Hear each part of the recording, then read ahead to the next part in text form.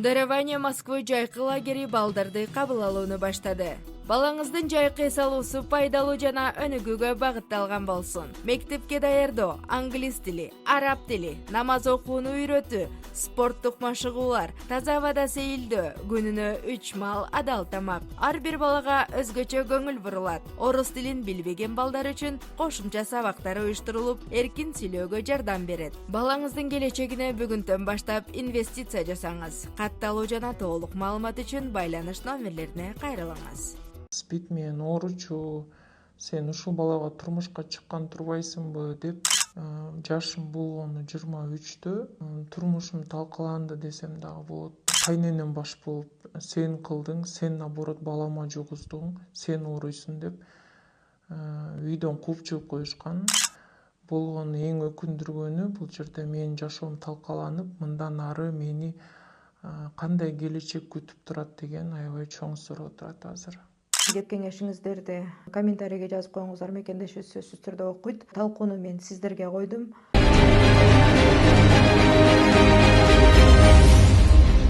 Саламатсыздарбы? Алсу медиа каналынын катталуучулары, сиздер менен бирге мен Алсу Рустамова. Катылган көз жаш берүүбүзгө кайрылган мекендешибиз бар. Намысымды таза сактап турмушка чыксам, жолдошум мага айыкпас орунду жугузду дейт. Толук маалыматты өзүнөн алабыз. Сиздер болсо каналга катталып лайк басып, мына ушул мекендешибизге жакшы ой пикир жазганды унутпаңыздар. Жана ошондой эле эгерде сиздердин да жүрөгү өкүгөн суроолоруңуздар болсо же эли менен кеңешчү башыңыздан өткөн окуяңыздар болсо, экранда турган номерлерге кайрылып биздин берүүбүзгө келсеңиздер болот. Саламатсызбы? Сиз биздин берүүбүзгө өз каалооңуз менен келдиңиз. Даяр болсоңуз окуяңызды башынан айта берсеңиз болот. Саламатсызбы? Ооба, өзүмдүн бир башымдан өткөн окуям менен бөлүшүп коеюн деп келип отурам. Балким азыркы жаңы турмуш жолуна аттанып аткан кыздарга сабак катары болсун деген ойдо келип отурам бул жерге. Жолдошум менен ошо таанышып, сүйлөшүп жүрүп, бирибизди жакшы көрүп жүрүп, турмуш курдук, турмуш курганбыз. Экөөбүз чоң той берип жакшы жашадык, аябай. Чоң той бергенбиз, баардыгы жакшы болгон. Анан ошо 4 ай, арадан 4 ай өткөндөн кийин боюмда ооп түшүп калды. Ошондо анан анализдерин тапшырып, антип-мынтип жүрүп, жолдошумдун айыкпас оорусу бар экенин билдим жана мага дагы жугузуп койгону ачыкка чыкты десем болот. Эмне оору менен ооруп калыптыр? Ошол боюнча толугураак айта кетсеңиз. Намысымды сактап жүрүп, таза жүрүп, жакшы жүрүп турмушка чыккам жолдошума. Боюмда ооп түшүп калганда анализдерди тапшырып, ошентип жүргөн кезде билинди бул нерсенин баардыгы жолдошум спид менен ооруйт экени. Жана ошондой эле ошол оору мага да жукканы билинди. Бул жөнүндө жолдошуңуз эмне деп атат? Жолдошум мойнуна албай атат. Наоборот, менден көрүп, сен антип тийгенсиң, сен мынтип тийгенсиң, сен алдап тийгенсиң деген сөздөрү болуп атат. Жада калса жолдошум эле эмес, кайненем баш болуп, экөө тең мындай ишенбей, наоборот менден көрүп, мага каршы чыгып атышат десем дагы болот. Болбосо мен намысым бекем сактап кыз болуп жүрүп тийгенмин. Мындай болушу вообще мүмкүн эмес да. Кечиресиз, бул жөнүндө сиздин кайненеңиз дагы билет экенби? Айта кетсем, бул нерсенин баардыгы кантип билинип калды. Мен ошол барып жүргөн клиника, бул Москвадагы белгилүү эле клиникалардын бирөөсү.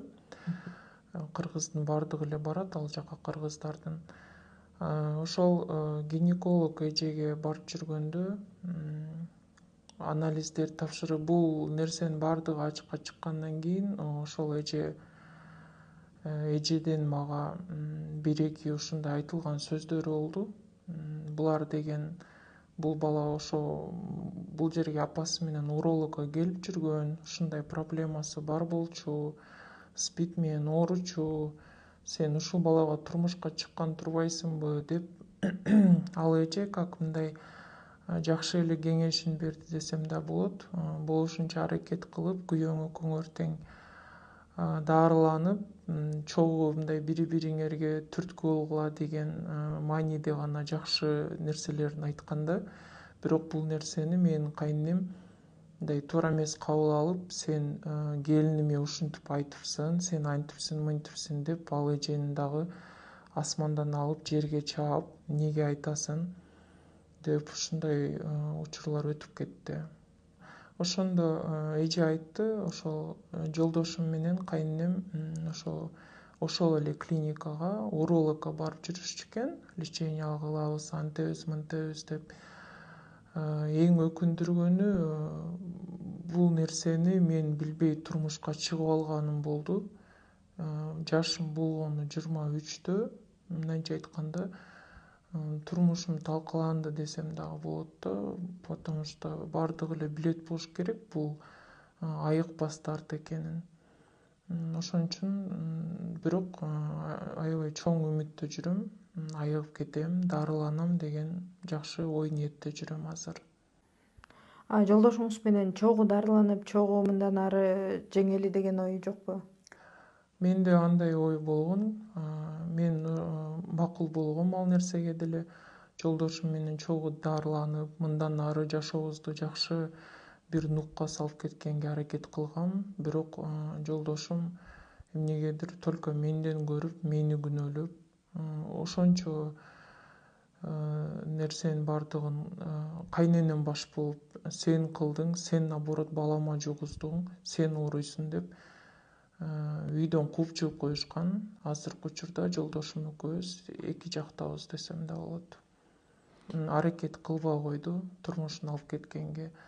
Болгону эң өкүндүргөнү бул жерде менин жашоом талкаланып, мындан ары мени кандай келечек күтүп турат деген аябай чоң суроо турат азыр.